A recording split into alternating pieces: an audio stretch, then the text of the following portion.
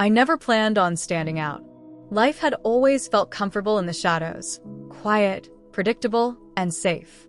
I lived in a modest home on the outskirts of Nashville, Tennessee, where routine ruled my everyday. Mornings began with a simple cup of black coffee, sipped slowly by the window as the sun painted gold across the sky. I worked a regular job at a small repair shop downtown, fixing what was broken: radios, clocks, watches, things people had given up on but couldn't quite throw away. My world was ordinary, and that was exactly how I liked it. But looking back now, I realized that God never designed me for an ordinary life. The first sign came quietly, so subtle I almost missed it. It wasn't a thunderous voice from the sky or an angel descending from the clouds. It was the soft, persistent nudge in my spirit, that quiet voice you try to silence because you don't want to disrupt the comfort you've built around yourself. At first, I ignored it.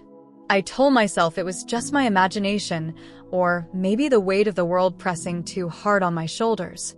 But it didn't stop. Soon, everything familiar began to feel different. I couldn't explain it, but even the smallest moments started carrying a strange heaviness. Conversations with friends felt hollow. The things that used to bring me joy, my evening walks, fixing old records, flipping through well-worn pages of my favorite books, suddenly left me feeling empty. I remember one particular night as clearly as if it were yesterday. The wind rattled the old wooden shutters of my house as a summer storm rolled in. I couldn't sleep. My heart was restless, my thoughts tangled in questions I didn't have the courage to answer. I got up, sat on the edge of my bed, and whispered into the darkness, "God, is this really you?" There was no reply, at least not yet. But in that silence, something shifted. In the days that followed, I began to notice strange moments, coincidences that were too precise to be random. Strangers spoke words that cut straight through to my soul, as if they knew exactly what I needed to hear. A song would play on the radio that echoed the prayers I was too afraid to say aloud. I couldn't shake the feeling that I was being prepared for something bigger than myself. The shift was slow, like the turning of a great wheel. Life, as I had known it, was beginning to unravel in ways I couldn't understand. I tried to hold on to my routines, but deep down, I knew the ordinary life I had built was slipping through my fingers. Then came the dream. It wasn't just any dream. It was vivid, alive in a way that defied reason.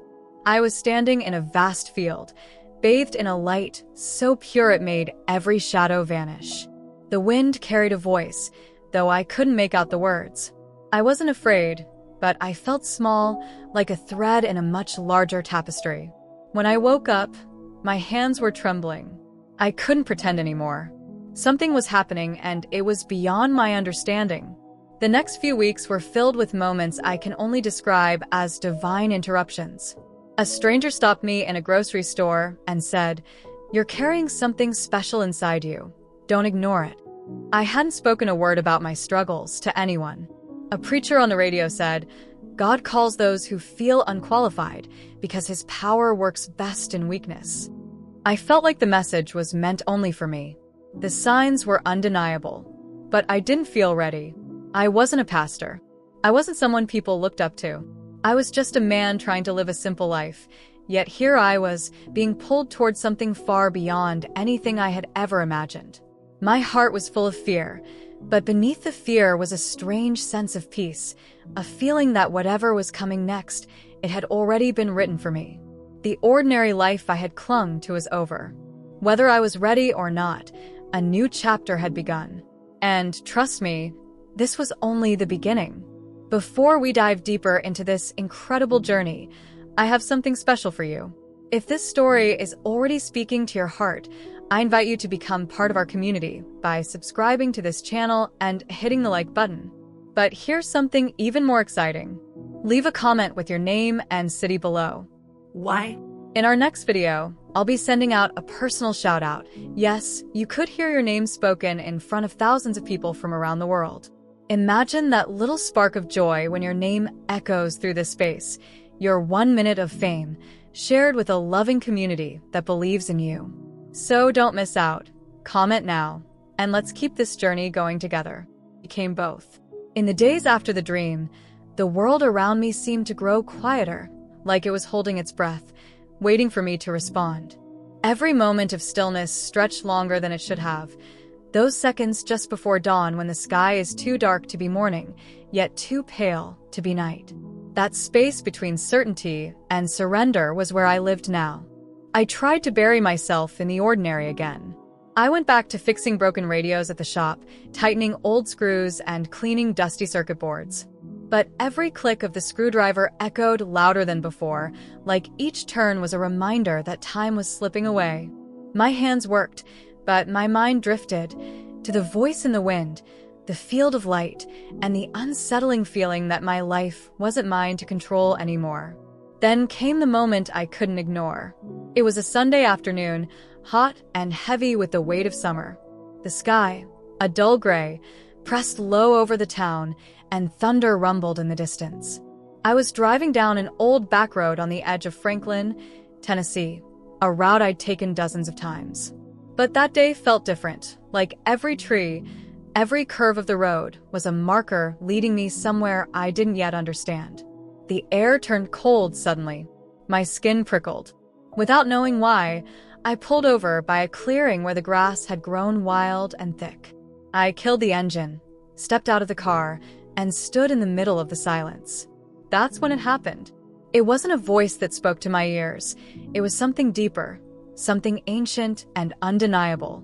A rush of clarity hit me, like someone had poured light straight into my soul. Words didn't form, but I understood the message as if it had been carved into my very being. You were not made for comfort. You were made for calling. The wind picked up, strong and unrelenting, bending the tall grass around me until it lay flat against the earth. I felt like I was standing in the presence of something vast, something far beyond human comprehension. My heart beat wildly, but there was no fear, only the realization that I could never return to who I was before this moment. That night, as rain lashed against the windows, I couldn't sleep. The call weighed on me. I wasn't a preacher. I wasn't a prophet. I didn't know the Bible cover to cover. Why would God choose someone like me? The following days were worse. It felt like everything I'd known was crumbling.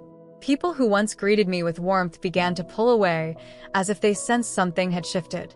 Friends stopped calling, conversations dried up, and even my closest relationships felt strained under the pressure of the unspoken change inside me. But the most unexpected opposition came from within. Doubt became my constant companion. I questioned every thought, every instinct. I told myself I was imagining it all, that I wasn't chosen, that I wasn't capable. The fear of failure clawed at me, whispering that stepping into the unknown would lead only to humiliation and pain. And just when I was ready to give up, to bury the calling and go back to my quiet, forgettable life, another dream came. This one was different. I stood before a door made of pure light, shimmering like molten gold. My hands shook as I reached for the handle, but before I could touch it, a shadow appeared behind me. It didn't speak, didn't move, but its presence was heavy, suffocating, thick with fear. I knew what it was doubt made manifest. And in the dream, I faced a choice: keep my back turned, surrender to the comfort of not trying, or step forward and open the door, no matter the cost. I woke up before I could choose. But deep inside, I knew the answer. The next morning, I did something I hadn't done in years. I fell to my knees in prayer. My words weren't elegant or rehearsed. They were raw, trembling, and honest.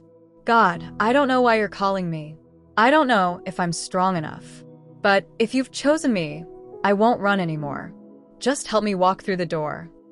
The silence that followed wasn't empty. It was full, as if heaven itself was listening. And for the first time since this journey began, I felt ready to move forward. But little did I know, the real battle was only just beginning. The days that followed were unlike anything I had ever known. It wasn't that my surroundings changed. My small house in Franklin still creaked with every gust of wind. The streets outside remained as quiet as ever, and my job at the repair shop continued with its usual hum of broken things needing fixing. But I had changed. There was an ache inside me now. Not the kind that comes from exhaustion or heartbreak, but a deep, unshakable longing, a pull towards something I couldn't yet name, but could feel in every breath. Every second of silence seemed to stretch into eternity, as if time itself was waiting for me to understand something far beyond my comprehension. I remember sitting on the porch late one night, the air thick with the scent of rain-soaked earth. My hands were folded, not in rest, but in surrender. For the first time, I wasn't praying for clarity. I wasn't even asking for answers. I was just listening, really listening, for the whisper of God in the stillness. And that's when it happened. It wasn't a sound I heard with my ears, but a wave of peace that settled over me, quiet and warm like a blanket on a cold night. My chest tightened, not in fear, but in awe. The air felt alive, as if every molecule carried a message too profound for words. I closed my eyes, and in the darkness behind my eyelids, the vision came. I stood in a vast space, endless, boundless, untouched by the rules of this world. There were no stars, no moon, just a radiant light surrounding me, gentle yet impossibly powerful. Before me, a figure emerged, not in form, but in presence. I couldn't see a face, but I knew instantly. This was holy. Without words, I understood the message being given. The feeling of being small, of being unworthy, began to dissolve under the weight of a love so pure it made my heart ache. The doubts, the fear, the endless questions, they fell away like ash in the wind. And then came the words, not spoken aloud, but etched directly onto my spirit. You were never meant to walk in fear. You were made to carry the light. The moment I opened my eyes, tears blurred my vision. The weight of those words wasn't crushing, it was liberating. The fear of failure, the fear of not being enough, suddenly felt irrelevant. I knew then that this wasn't about me. It was never about being worthy. It was about being willing. But with that revelation came an unexpected cost. People I loved began to drift away from me. Conversations that once flowed naturally now stumbled into awkward silence. My closest friends avoided eye contact, like they couldn't understand the changes they saw in me. And how could they? How do you explain to someone that your soul feels like it's been set on fire by something unseen? Even my family started to notice the distance. My sister, always supportive, pulled me aside one evening and asked, "Are you okay? You seem different." How could I tell her that I had glimpsed something beyond the veil of this world? That every breath I took now felt like a reminder that I was living for a purpose far beyond my own understanding? I simply nodded, offering a small, practiced smile. "I'm fine," I lied. But inside, I knew the truth. The more I embraced the call, the more isolated I became. Not because others rejected me outright, but because I was walking a path they couldn't see. And with each passing day, the spiritual pressure intensified.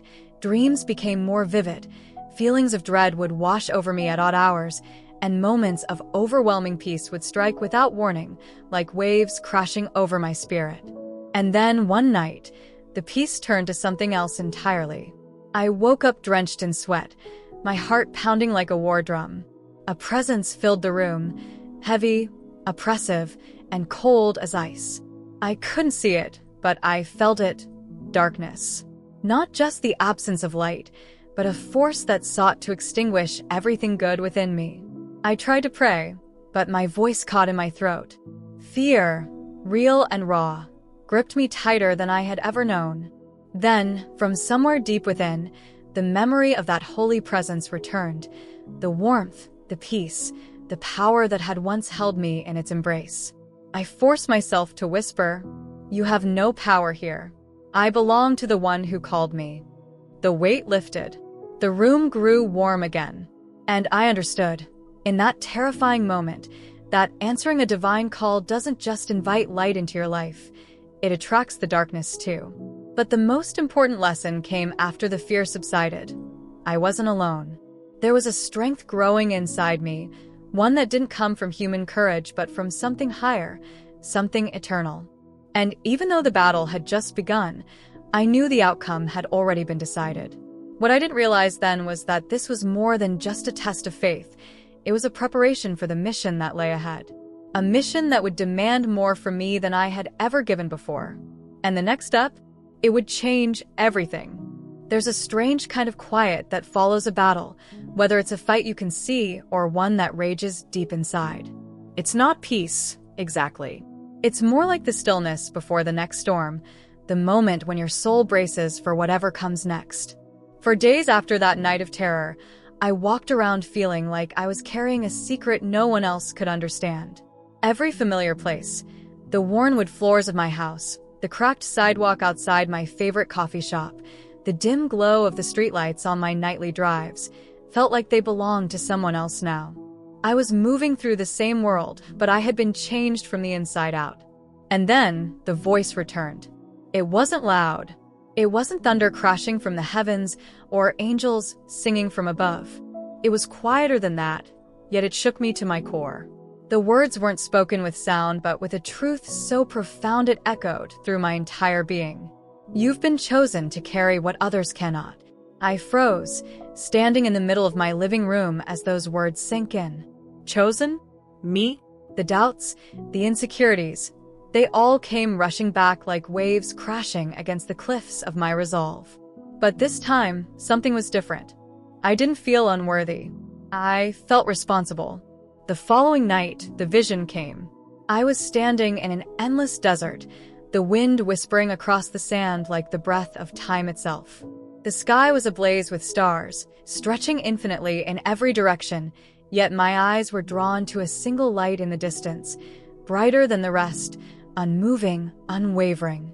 I walked toward it, though every step felt like moving through water, heavy and slow. As I got closer, I realized it wasn't just light.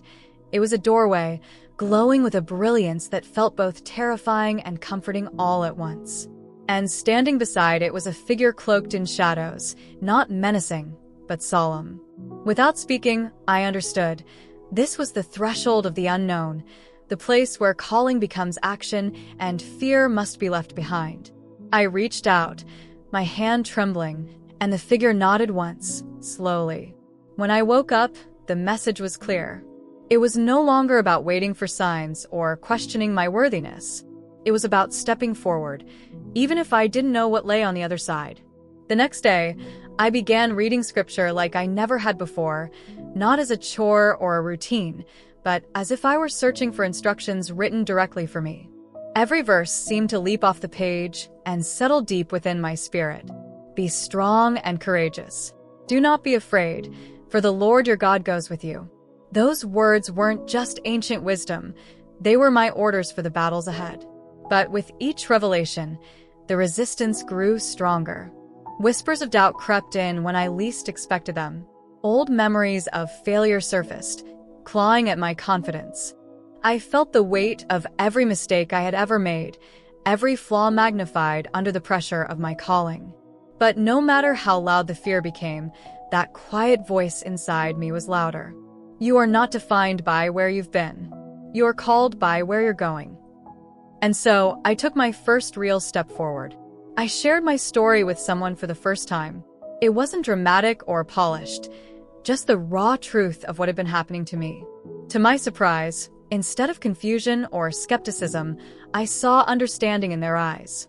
They had felt it too in their own way. Maybe not the visions or the voice, but the pull towards something greater than themselves. That's when it hit me. This wasn't just about me. It never had been. The calling was never meant to be carried alone. It was meant to inspire others, to awaken something inside those who had forgotten their own purpose. This journey wasn't just a personal mission. It was the beginning of something far bigger. And I was ready to keep walking toward that door, even if the next steps were taken in the dark. Hey, before we continue this incredible journey, I'd love for you to be part of something special. If this story resonates with you, take a moment to hit that like button and become part of our growing community by subscribing. But here's something even more exciting. I want to connect with you. Leave a comment below with your name and city. I'll be sending out personal shoutouts in the next video. Imagine hearing your name shared with thousands of others around the world, your own little moment of recognition. It's not just about being part of a story, it's about being part of a movement. So drop your name, your city, and let's keep this journey going together. You never know, you might just hear your shout out next time. The days blurred into weeks, yet time no longer moved the same way for me. Every moment felt like a piece of a much larger puzzle slowly being revealed. Each conversation, each passing glance from a stranger, each moment of silence seemed to whisper, "Pay attention." And I did. One night, as the cool breeze of autumn swept through my open window, I found myself in prayer again. Only this time, it wasn't filled with desperate questions or pleas for answers. It was quieter, calmer, like I had finally stopped running from the weight of what I was being called to do. Then, as clear as anything I'd ever known, I felt the message settle deep within me. You've been prepared for this moment. Now, it's time to act. Act? I didn't know where to begin. Was I supposed to preach? To share my story with strangers? I was just an ordinary person with an extraordinary secret. How could I possibly lead anyone? But the answer came not in words, but in a realization. My mission wasn't to become someone else. It was to step fully into who I had always been meant to be. The next day, the first real opportunity presented itself. It started with a simple conversation. A coworker at the repair shop, someone I barely knew beyond the usual small talk, mentioned, almost in passing, that his father had been diagnosed with cancer. Normally, I would have offered a polite, "I'm sorry to hear that," and left it at that. But something stopped me. Instead, I looked him in the eyes and said, "Can I pray for him?" His expression shifted from surprise to something softer. Hope, maybe, or relief. And in that small, seemingly insignificant moment, I realized what my mission truly was, to be a vessel for those who had lost their strength to believe. It wasn't about grand gestures or standing on a stage in front of thousands. It was about showing up for people in the quiet, forgotten places. As the days passed, more moments like that began to unfold. A stranger on the street asked for directions, but instead of just pointing the way, I listened to the weight in his voice and offered a word of encouragement. A family member going through a tough time confided in me, and instead of brushing off their pain, I sat with them in their grief, offering not just words, but presence. Each of these moments, though small, felt like steps deeper into the mission I had been called to. And the more I leaned into it, the clearer the vision became. But with purpose comes resistance. The attacks didn't stop. My dreams grew darker, filled with shadows and doubts that clawed at the edges of my faith. I'd wake up in the middle of the night, my heart racing, the fear pressing down on me like a weight I couldn't shake. One night, I had a dream unlike the others. I stood at the edge of a vast ocean, the water black and endless, stretching far beyond the horizon. In the distance, a storm churned, lightning slicing through the sky like shattered glass. I knew I had to cross, but every step forward was met with a wave of fear rising higher and higher, threatening to swallow me whole. Then, a voice, gentle but unyielding, echoed through the storm. "Do not fear the waves. You were made to walk on water." I woke up breathless, the sheets tangled around me like chains. But instead of fear, a strange sense of determination filled me. This wasn't a battle I could win on my own, but I didn't have to. The mission wasn't just about what I could do, it was about allowing God's power to work through me. The following week, something unexpected happened. A local church invited me to share my story. I hesitated, the old fears creeping back. I'm not a preacher. I'm not qualified. But then I remembered that moment in the desert dream, standing before the door of light. I couldn't turn back now. The night I stood before that small congregation, every fear I had tried to bury surfaced all at once. My hands trembled, my voice cracked on the first few words.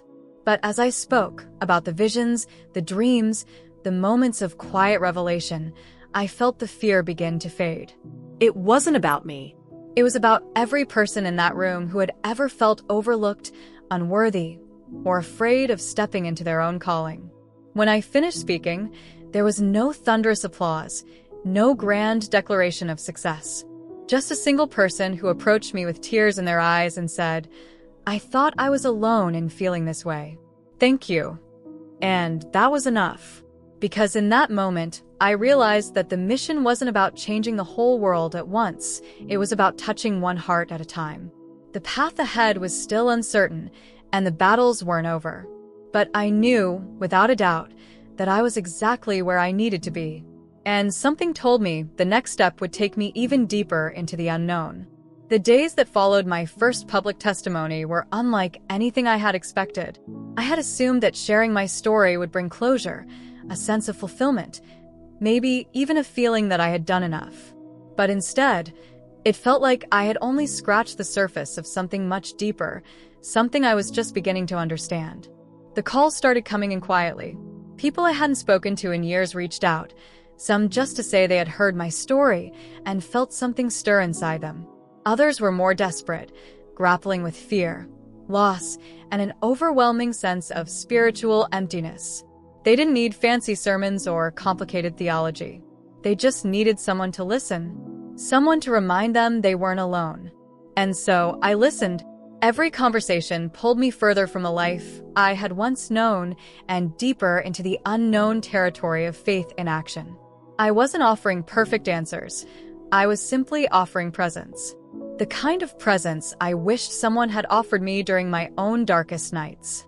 But as the mission grew, so did the opposition. It started small, a creeping sense of exhaustion, nights without sleep, my mind racing with doubts and fears. Then the resistance became external. Friends who once supported me now looked at me with wary eyes, as if I had become something unfamiliar. Even my own family struggled to understand the changes in me, though their love never wavered. And yet, in the quiet moments alone, when the doubts threatened to overtake me, I would remember the voice from that vision in the desert. You were not made for comfort. You were made for calling. One evening, as the sun dipped below the horizon and painted the sky in soft shades of gold and violet, I received a message from a stranger who had seen my testimony online. Their words were simple but powerful. I've been on the edge of giving up, but hearing your story gave me the strength to try again. Thank you. That was when I understood this wasn't just about my own journey anymore. It was about building something greater, a space where others could find courage, hope, and the reminder that even in the darkest moments, they were never alone. But embracing the mission didn't mean the fear went away. In fact, it only grew stronger. One night, a familiar darkness crept into my dreams again, an overwhelming sense of pressure that made it hard to breathe. I stood in a vast empty room, the walls closing in slowly, inch by inch, as if the weight of doubt itself was suffocating me. My heart pounded against my chest like a drum in a hollow cave. And then, just before the darkness could consume me, a single word broke through the silence. Stand. I jolted awake, drenched in sweat, but with a renewed sense of purpose burning inside me. That simple command wasn't just about surviving the battle, it was about refusing to let fear dictate my future. The next day, I made a decision. I would stop holding back. Stop waiting for the right moment to step fully into this calling. Every second of hesitation was a second someone else might remain trapped in their own silence, believing they were alone in their struggle. The fear would still be there. The doubts wouldn't magically disappear. But the mission had become clearer than ever. To be a light for those lost in the shadows. And with that realization, I knew the journey was far from over. In fact, it was only beginning. If you've made it this far into this story, I want to take a moment to thank you from the bottom of my heart. What we're building here isn't just about sharing stories. It's about creating a real community where every voice matters and every struggle is acknowledged. We don't make any money from these videos. We do it because we believe in hope, in connection, and in the power of stories to change lives. If this message has touched you, please consider supporting us with a simple like and subscribe. It might seem small, but for us, it's everything. It helps this message reach more people who need it, and it lets us know that what we're doing is making a difference. And hey, if you're feeling extra connected today, drop your name and city in the comments below. I'd love to give you a special shout out in the next video. It's our little way of saying thank you and making sure you know that you're part of this journey. 2. Let's keep growing this community together. The weight of the calling didn't grow lighter, but I had learned how to carry it. Each day brought new challenges, more people reaching out with their silent struggles, more moments when fear tried to creep back in. Yet, with every connection, every story shared, I began to realize something profound. This mission was no longer about overcoming my own fears. It was about helping others find the strength to overcome theirs. One evening, as the last light of the sun disappeared beneath the horizon, I found myself walking through the same field where my journey had begun. The wind carried a soft whisper through the tall grass, and the sky stretched out above me in endless shades of deep blue and silver. I closed my eyes, and for the first time in what felt like forever, I didn't ask for answers. I simply said, "Thank you." The visions that once terrified me now felt like promises. The dreams that had haunted my sleep had transformed into messages of courage. And the fear that once kept me silent had given way to a boldness I never thought possible. But just as I began to feel settled in this newfound peace, something unexpected happened. Another vision came. This time, I was standing on the edge of a great mountain, looking out over a vast landscape bathed in golden light. Below me, rivers cut through valleys, and cities pulsed with life in the distance. And then I heard the voice again, clear, steady, and full of purpose. The journey isn't over. What lies ahead will be greater than anything you've seen before. I woke with my heart pounding, not from fear, but from anticipation. That was the moment I knew. This wasn't the end of the story. It was a beginning. The mission had expanded beyond anything I could have imagined. There were still people waiting for hope, waiting for light in the darkest places. And I was ready to keep walking forward, not because I had all the answers, but because I had faith that the next step would reveal exactly what was needed. And as you're reading this right here, right now, I believe it's no coincidence. Maybe you've felt that pull too. That quiet voice whispering that there's more to your life than what you're living right now. If so, this message isn't just for me. It's for you. You're not alone. You've been chosen for something greater, and your journey is only just beginning. Before you go, I don't want you to miss what's coming next. There's a new video waiting for you, one that could reveal something powerful and life-changing in your own journey. All you need to do is click the video on the screen right now. Trust me, it's not just another story, it's a message meant just for you. If this chapter touched your heart, please take a moment to like this video and comment Amen below. It's more than just a comment. It's a declaration that you're ready for the blessings ahead, and it lets me know that you're part of this growing community of faith and hope. We're on this journey together, and I can't wait to walk with you into the next chapter of what's coming.